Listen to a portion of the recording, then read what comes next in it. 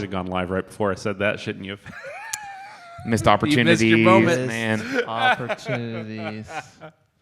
So, Joey has a question for the internet on Instagram and posting videos. Was your video too long for Instagram? Was that the thing? I don't know, man. I don't know. I did it on the lowest because I've done them before. Yeah. So we had a snow day this past Sunday. Not yesterday, but yeah, a week ago. And so whenever we have a snow day, I take the lesson I was going to do, and I shorten it, right? Right. Look at that sludge. And so I shortened it and tried to, put it on like a little Devo with a little assignment. But I could only put it on YouTube because it wasn't working on Instagram or Facebook. Huh. So that's a great question.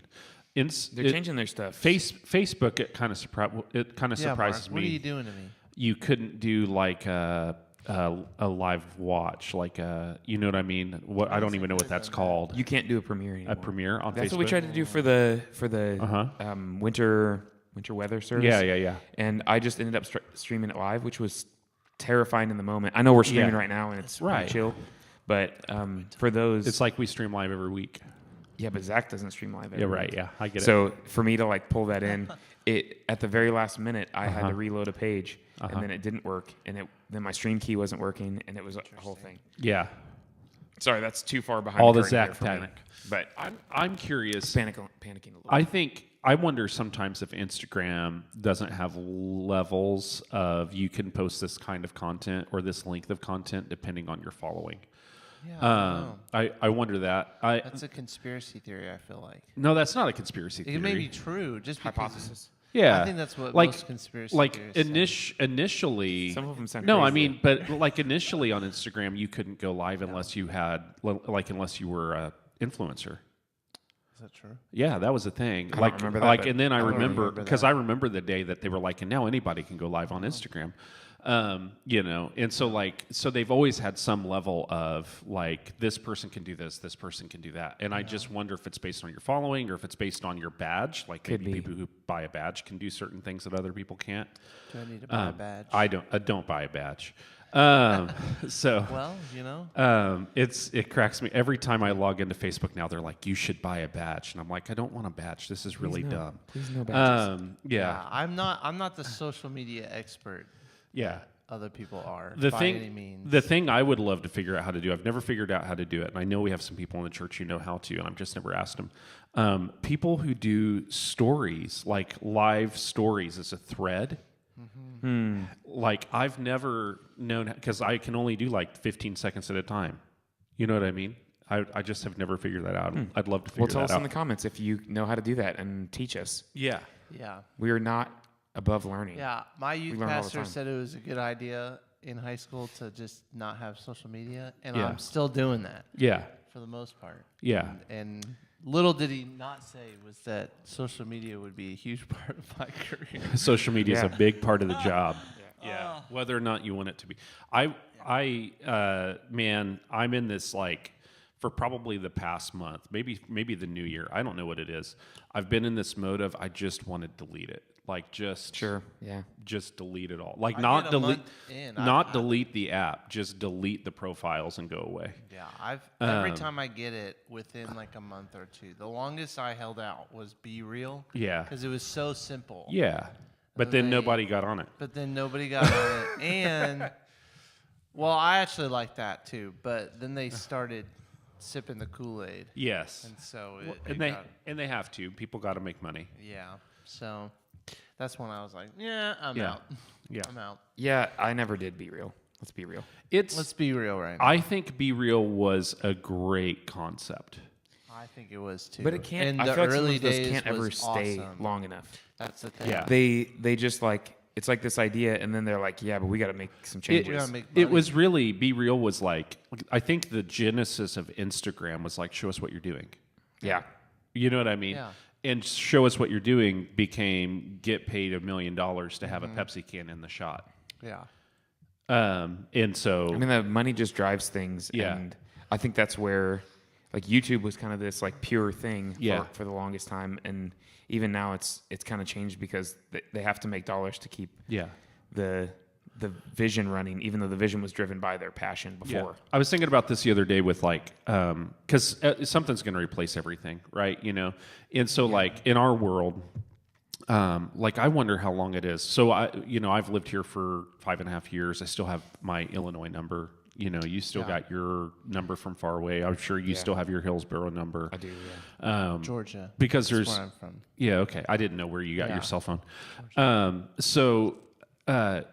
Why change it? Like no one changes their number anymore. No. Yeah. Because you don't need to. Yeah, you don't need to. The locale almost doesn't make a difference. But I was thinking this the other day. I was thinking about like my personal phone number, you know, not my work phone. My personal phone number, I would say 90% of the times it rings, it's a telemarketer. And how long is it before I'm just like, you know what, I really don't need a phone number. I could just have a WhatsApp. Yep. I had this idea like 4 years ago. Yeah. And I was like, maybe I could just stop my phone service and have Wi-Fi or data only. Right. But they don't sell those plans. Like your phone number is so integral to everything. And then with certain things signing in with... WhatsApp takes your phone number. But how long is it? That's my question. How long is it before we don't even have phone numbers anymore? Because I think that's coming. I think that's going to happen. Since everything's digital already, like you can't... Yeah. Like we were looking at like home phone stuff, and it's all VoIP. Yeah. And I think you still can get a home phone, but I think it's digital point to point. Yeah. Yeah. So it's like... or it works on your internet. But we've watched, and I said this probably a year ago in staff meeting. We've watched marketing kill email. Nobody checks their email anymore unless they're white collar, and then they check their work email. That's the one they check. Yeah. And then marketing has killed phones. You know what I mean? Like nobody answers a phone. Like if I want to talk to my friends, I text them. You know what I mean? And most people of are the time. using that system too. And now it's killing text messages. Like they're asking for your phone number because they want to text you. You know what I mean? Like it's killed social media. Marketing is killing social media, or at least the social aspect of media. It's killing both Well, texting and social media. And so like for me, it's like okay, and so like I think about this as a church person because we have to communicate. Yeah. So what's the next way we're going to be able to communicate where people will actually hear us? Yeah.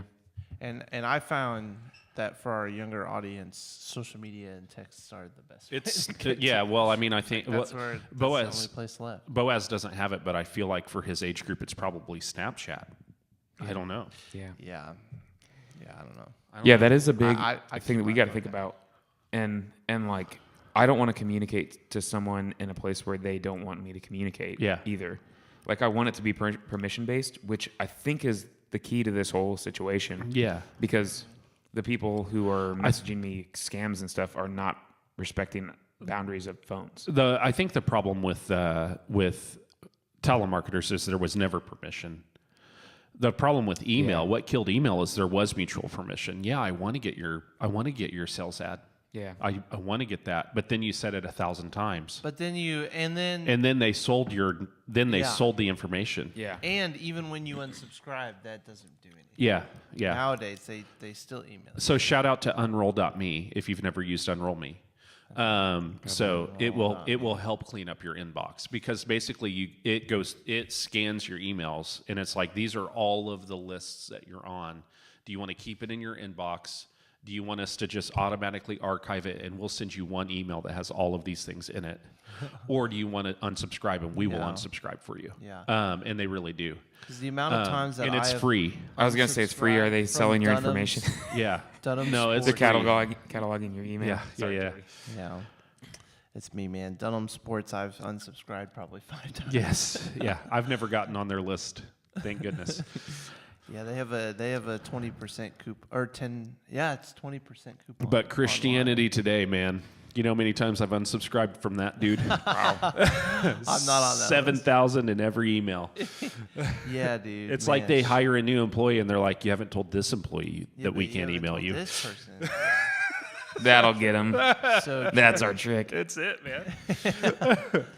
Yeah. So, man, what a monumental Monday, guys. Monumental. For real. You know why though? Why? Because it's February. It is. And we only streamed one time last month. It is. Yeah. That's so sad to me. It's also Groundhog's Day. We only streamed Yeah, it is. And Don't worry. Oh, it is Puxatawny Phil Day. saw his shadow. I've already seen the news. Okay.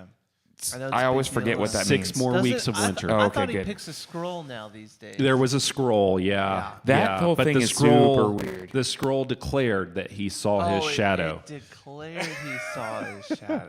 What? Yeah, that is the weirdest thing in the world. The people are dressed up like Charles Dickens characters. I know. Yes. And they are holding up a groundhog, and there's like a crowd amassed to watch this whole thing. Huge.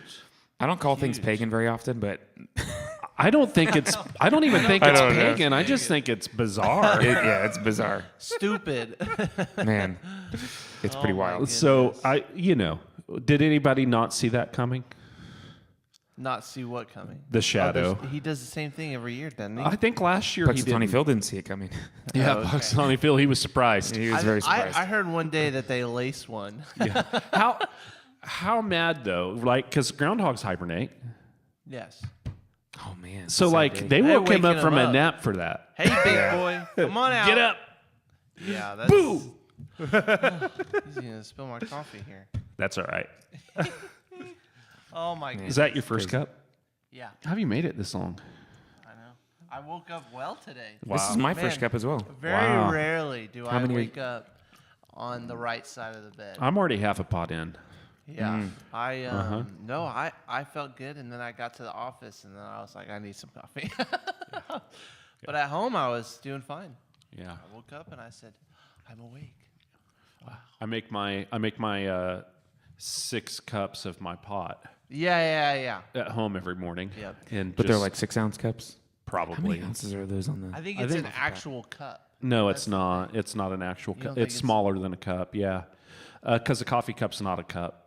Like the. But a cup is 8 Yeah, ounces. but I a- believe. like a this coffee cup is not a cup. Oh, maybe it's an espresso shot. It's bigger than an espresso shot, but it's smaller than an.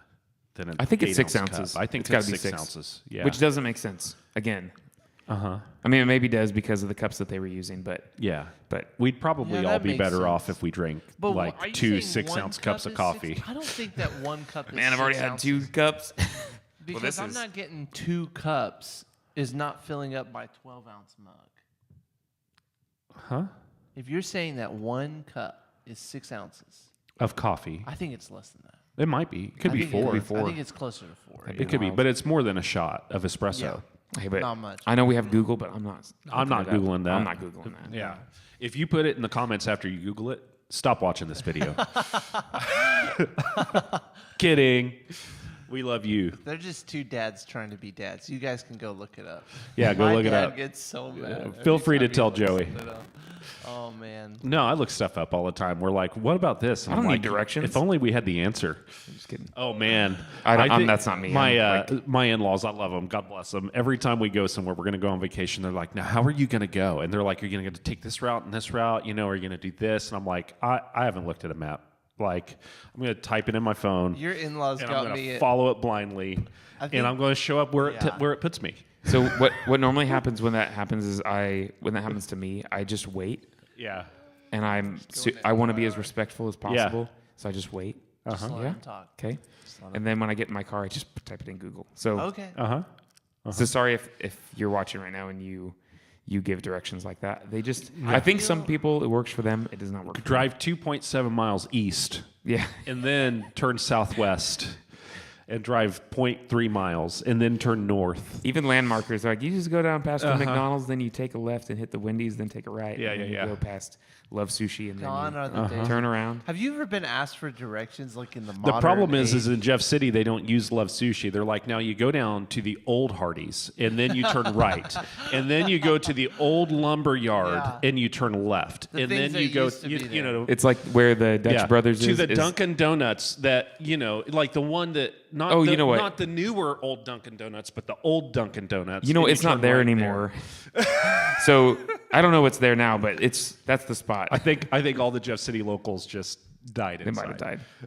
Yeah. But Olive Garden, that'll redeem anything. Dude, that'll Now, redeem it. man. If- So excited. Yeah. So I'm excited for that. Have you ever been asked for directions in the modern age and you're like, I don't even know Oh, yeah. how to handle this conversation? Yeah, no, I've been asked for directions. Well, so the flip side has happened to me where people will be like, "Oh yeah, Ellis Boulevard or whatever," and I'm like, but you guys know where that is, don't you? Yeah. I have no idea where that is because I use my phone. Gotcha. So it's like I depend on my phone, and I can get to places that I know, but I don't look at the street signs. My goal in life is always to get to a place where I don't have to use it. As my wife makes fun of me because like I will drive like. If I drive somewhere a lot, I'll take every route I can to get there because I want to know every possible street I can go on to get somewhere. Yeah. Like that's just kind of, I don't know, call that my yellow flag, I guess. It's a form of learning that is, I think is like the way that we should learn. But then when we go somewhere, if there's a bunch of traffic, I'm like, oh, we'll just turn left here and we'll turn right up there. And you know what I mean? Like, yeah. Or what I'll do is I'll look it up on the Google Maps. I'll see where it is, and then I won't use it. Yeah. I'll just see where it is and go. Yeah. Because I also, I want to be able to, because I don't know. There's no reason for it. I also think about the time that 22-year-old Dallas and Alpha moved to San Antonio, and we didn't have Google Maps or GPS or like anything like that, and we had to learn this gigantic city. And drive around. And you literally just learned, like we would learn a circle at a time. Yeah. You know what I mean? Yeah. Until we knew the whole radius. So when I went on my internship, it was like 2010. Yeah. And I don't think I had a smartphone that had data yet. Yeah. Maybe. But I remember I downloaded all the instructions for MapQuest. Yeah. Like from MapQuest and printed it out, and that's what I took with me. Yeah. So I could drive there. Which sounds ridiculous now. And then like I got pretty close, and then I was like, oh man, I'm not gonna make it. Old MapQuest was not good. No, yeah. So I go, I'm not gonna make it, and so I found a Target. I think it was a Target, and I went in and I bought a Garmin. Oh yeah, funny. and then I eventually made it, but it took me way too long. I think we had Boaz and bought a Garmin the same year. Like we had already lived in like two big places before we did that. Yeah. I think the Garmin still didn't totally work. It wasn't perfect. It was like. I think I was the problem. Well, the problem with Garmin's back then were you had to update them. So, like, it depended on what year it was made, what maps it had, and if the road was new, it didn't know. Yeah. You thought you were driving in outer space. That's fair. Yeah, your like little cursor starts going off into. And I can't tell you how many cars we had that had navigation built in, and it never knew where we were because to update that was like crazy expensive. Mm-hmm. And so you're like, well, these maps are 6 years old. We're just going to turn it on and pray. Yeah. My truck has nav like that, and it works ish for the most part. Like surprisingly. Yeah. I mean, roads don't change that much a ton, especially maybe here in Jeff City. But but there's some that have changed that my thing doesn't know about. Yeah. So, sometimes shortcuts are made. And like they're making the one off of Edgewood. Yeah, that one's definitely. Do you know where that is? Yeah, that won't be in. Yeah, I do know where that one is. I don't know what it's called though. Wildwood. I think it's open now. It is open. Is it Wildwood extended to get back to the way everybody Rock Ridge? Talked about it was the extension, Wildwood extension. But yeah, they extended Wildwood. I wonder if it's the same name. I don't know. It is. They're going to build neighborhoods there, right? They are. Yeah, they're doing. From what I understand, they're going to do some houses, but then they're also going to do like high end apartments and townhomes and things like that. So that's what we need is unaffordable housing. Yeah. Well, the affordable is relative. It's going to be. Some of the townhomes and apartments and things like that back there, some of the apartments especially are going to be fairly reasonable. Yeah, that's good. I think the houses that I've heard of start in the like low 300 range, which isn't like outrageous, but it's also not like a starter home necessarily.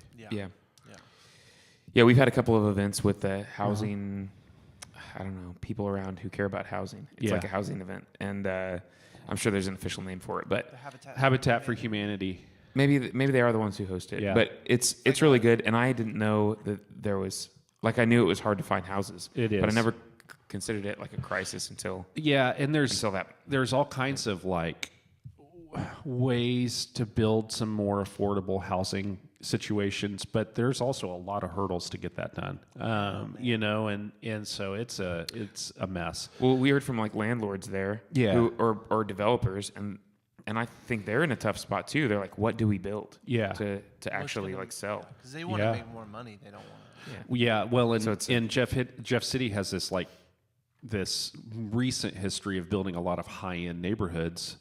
And now whenever they're like, we really need some more moderately priced neighborhoods, some of the higher end neighborhoods are really mad they're going up next to them. You know what I mean? Yeah. And which is, if you don't own the land, sorry. Yeah. I mean, Yep, that's how it goes. So, that's how it goes. Yep, absolutely. So Sunday, we talked about, yesterday we talked about Joshua. I almost said Joseph. Joshua again. And man, we did. We finished our little journey into the beginning of Joshua. Yeah. Which is I didn't know that where we were going, because Joshua is a big book, you know. It is. But I liked how we camped out at this small section. Yeah. Of Joshua and really like dove in. I was thinking about that yesterday, about like, because it is like this monumental moment, and I think it perfectly encapsulates where January sits in the year. Yeah. You know, like just the ability to say, there's all of this that we're looking forward to. Yeah. There's all these things that really we're going to do this year. There's a lot of opportunity in front of us. A lot of opportunity in front of us, and so before we we didn't even talk about actually going. Well, I guess we did. They stepped foot into the promised land. Yeah, they did. They just didn't take over any of it. But but we didn't hit that too much. Like that, the miracle of God parting the waters again, wasn't like the focus. Yeah, it was again just the looking forwards. Yeah, towards what's coming next. I thought that was really cool. Yeah, and I kind of people who come this week will know that I foreshadowed this coming week, last week, because so this week I had a moment where I brought us into 1 Samuel chapter 7. And I talked about Samuel and Judges and like that whole thing. And so next week we're kind of bridging this Joshua conversation into a bigger series that's going to land on Easter. And next week we kind of begin the bridge this coming Sunday. And so we're going to talk about, for the next 2 weeks, we're going to talk about Samuel and Israel. And we're going to talk about like this trade-off of Israel pushing to go from a good and godly judge who worships the king, God, to a human king who still is subservient. Like when Saul is anointed, Samuel calls him a prince. I think that's interesting. So he's still supposed to be subservient. He is his authority is under the king's authority. However, there's all kinds of disaster that comes with the king, as we well know. And so like that's kind of where we're going. So I foreshadowed that this week by talking about Israel's repentance under Samuel. And then this next week, we're going to talk about like when fear begins to choose a king. We're going to talk about Israel's rebellion against Samuel. And so that's kind of where we're at. I'm excited. It's going to be good. So I feel like we haven't talked about the kings since I've been here. Yeah. So it's going to be good. So we're going to do that for a couple of weeks and talk about the rebellion that led to kings, and then we're going to talk about a few kings. And so that's going to kind of lead us into Easter, because obviously Jesus is the king. That's a King of Kings. I'm already seeing that shift, like as I'm just as I've looked at some of the series direction, and I think that's going to be a really cool switch, because that's what our mind should do. Yeah, our mind should see kings of old, and then like compare those to Jesus. Yeah, and they will always fall short because Jesus is the true king.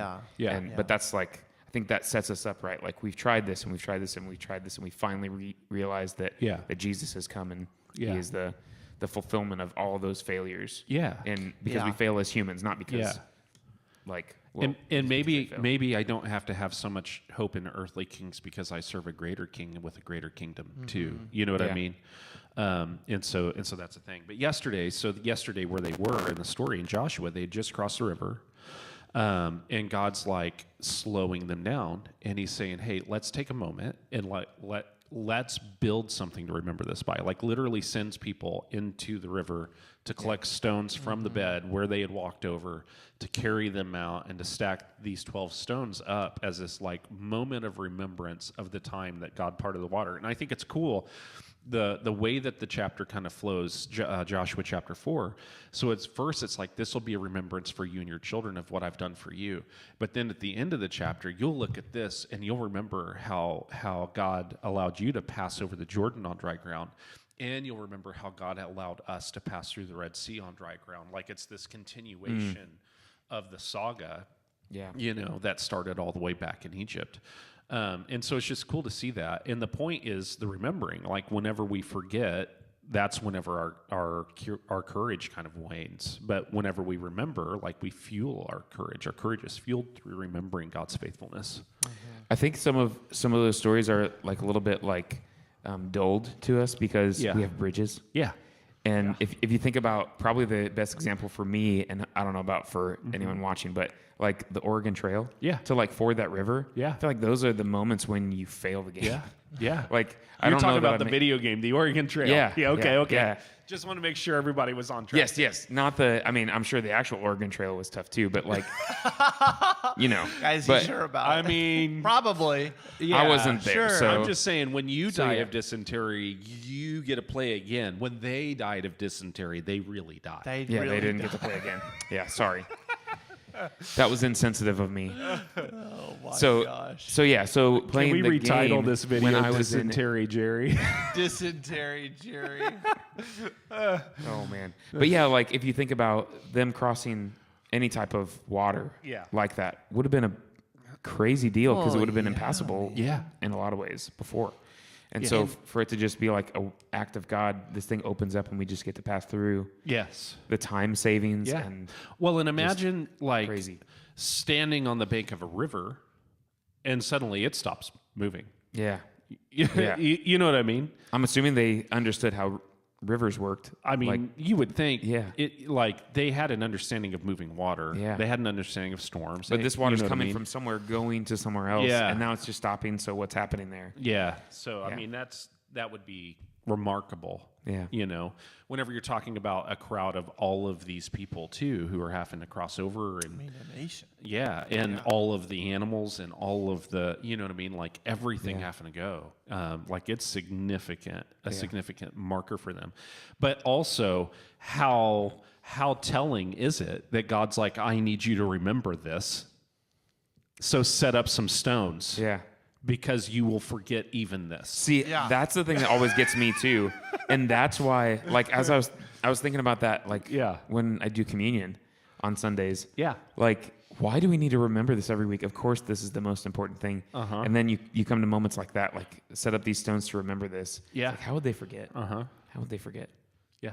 Well, I kind of realized that even writing that sermon, because, so I said it yesterday, my grandfather came of age in the Depression. He was born in 1922.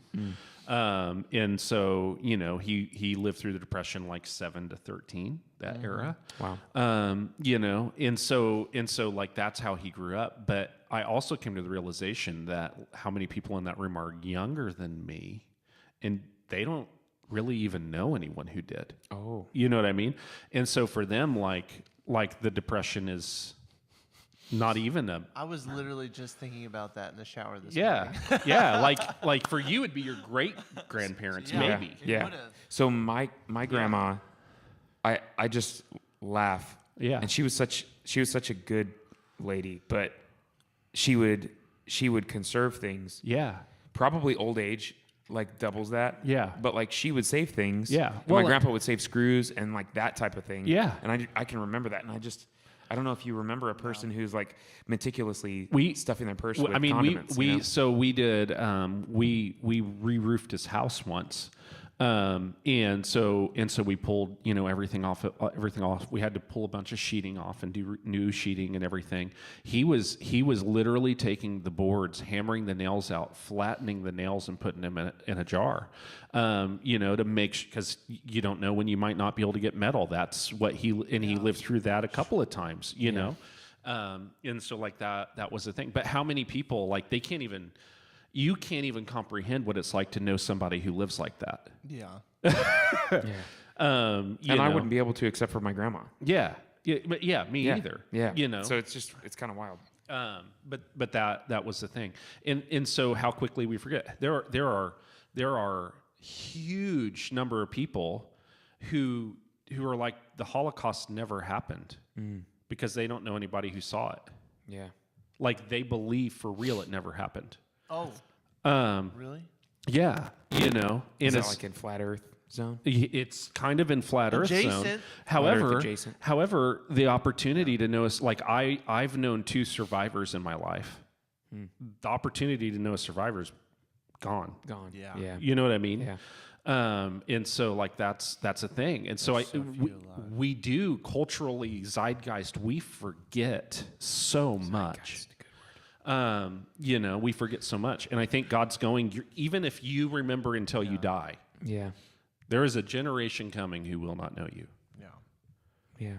So the story that I always think about when I think about the setting up of the stones, I'm sure they didn't set them up this way, but have you ever seen, I think they just call it Karn, but like when you're walking in the forest, sometimes people will just stack stones because it's fun. Yeah. But I remember like this just changed. Anybody do that? I've never seen anybody. But I've found so many of those. So many. So many of them. Yeah. So I was walking with my friend. Yeah. And we were backpacking, and I remember this is what changed because it was like the difference between us getting lost or not. Yeah. But like walking, and when you're hiking, there are things called blazes. So when you say blaze a trail, it's literally like make the marks so that you don't get lost.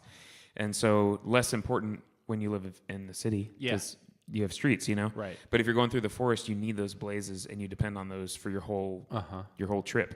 And so we're like following the blazes, and all of a sudden they're getting kind of spotty. Yeah. Because they need to be upkept too. Of course. So we're like losing these blazes, and all of a sudden it's like we don't know where to go. Yeah. There's like we're kind of in an area where it could go left.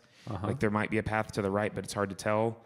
But there's no blazes to tell us where to go. And so we're like, well, let's just keep looking around.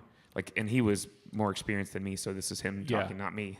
But so he's like, let's just keep looking around. We look around. Eventually, we find a pile of rocks that just show us where to go. Yeah. But it's the remembrance of that person saying, like, someone was here. Yeah. And so we followed the Karn. To get to the next blaze. Yeah. And that was just like, dude. Yeah, that's wild. So if you didn't know where you're going, you happen upon these stones. Yeah. And that stone of remembrance. And every time I see one of those, I think about these times in Scripture where, like, that's another thing I think where, you know, Scripture will say the rocks will cry out, you know. Yeah. And every time I see that stack, whenever I'm like anywhere hiking, like the first thought in my head is just like, this is like what God did. Like I don't know what, you know, what it is other than just knowing Scripture. But that's always the first thought in my head. I always go back to those moments when God's like, mark this. Well, and remembrance is so crucial to Jewish culture. I mean, in especially in the Bible, like you read through the first 5 books of the Bible, and the last 3 of them are all remembrance. The last 4 of them. Like, I mean, there's so much. The entire book of the law is like mostly things to help you remember. That was the point of sacrifices. Have this festival. Have this feast. Have this, you know, like do this thing. Like, and they were huge celebrations. People think about the law like you can't do this, you must do that. And there's a little bit of that, but there's so much more like this is what the tabernacle needs to look like because this is what it represents. This is what this festival needs to look like because this is what it represents. This is, you know, like there's so much more of that. And they do so poorly at it. Like Israel, like they were supposed to do a lot, so many things and so many like ways to remember. But when you read through the Kings, every now and then there will be a king that'll be like, and they haven't done this since they for 70 years. Like some of them never got done. Yeah. Some of the festivals never happened. Right. Until like Josiah or Hezekiah even. Yeah. You know, and it's like, man. Yep.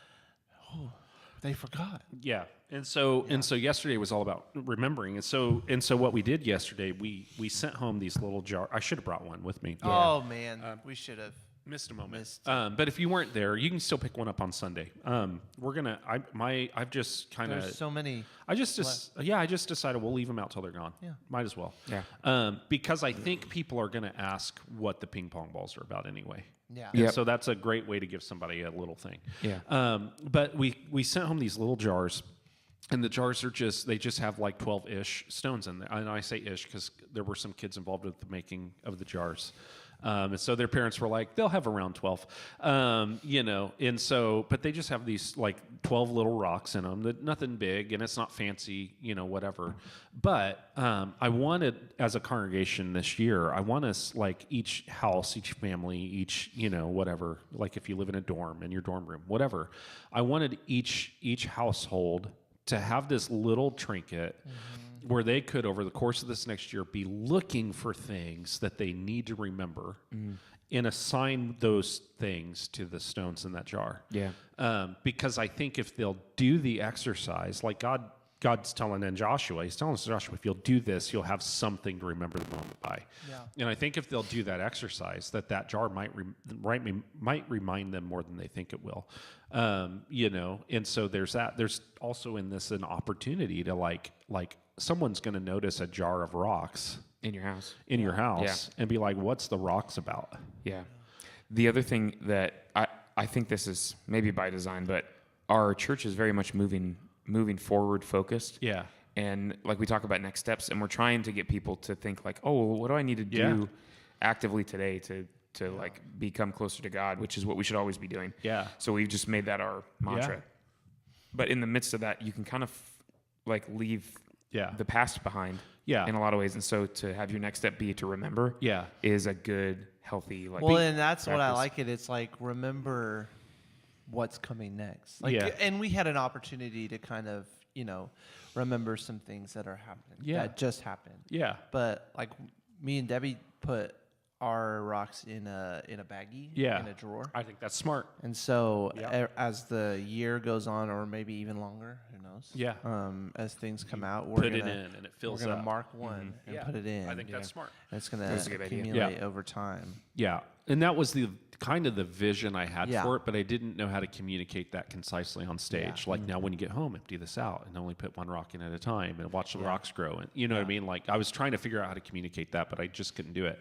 So what we did with the church though, and this is kind of where I said the ping pong balls. So here in the building, so we have a gigantic, it's a 6-gallon glass jar is what it is. Don't drop it. Do not drop it. Don't move that would be a disaster. I dropped one of the little jars full of ping pong balls yesterday, and I was crawling all over the place. That's good. Yeah, it was great. I'm sure Aaron can find camera footage of that. Yes, Aaron. Something dropped yesterday. I don't know. So. So this 6-gallon jar, and we have ping pong balls in the lobby. I just put a few cups of ping pong balls out beside it and some markers.